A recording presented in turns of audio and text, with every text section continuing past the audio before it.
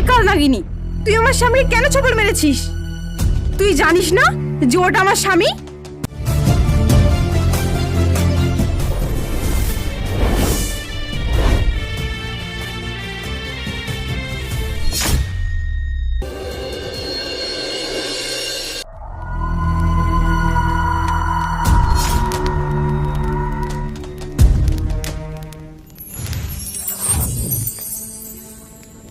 থাকসু, আমি হচ্ছে তান্ত্রিক শাশুড়ি।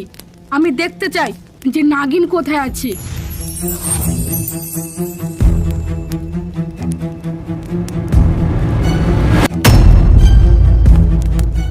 নাগিন কোথায়?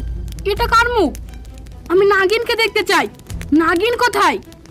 এটা তো কাল লাগেনি। যখন আমি নাগিনকে দেখতে চাই তখন এখানে কাল লাগিয়ে আসে আমার সামনে। আমার মনে হয় আপনার সাধনা এখনো পূরণ হয়নি। কি বলছিস তুই এসব? যতদিন না আমার সাধনা পূরণ হয়, দরকার হয় ততদিন আমি সাধনা করেই যাব।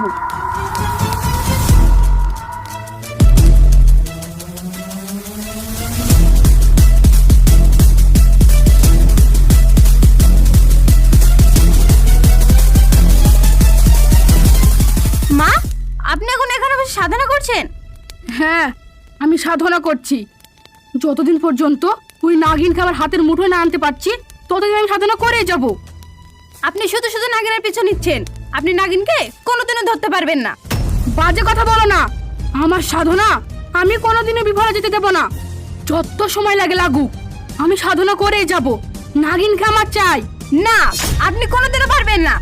আপনি জানেন না যে ওই নাগিন কতটা ভয়ঙ্কর। ওই নাগিন যদি আপনাকে একবার ছবল মারে না, তাহলে আপনি পুরো শেষ হয়ে যাবেন। তাই আমি আপনাকে বলছি, ওই নাগিনের পিছু না নিয়ে সাধারণভাবে জীবনযাপন করুন, এতে আপনার ভালো হবে। না, ওই নাগিনকে আমার চাই মানে চাই।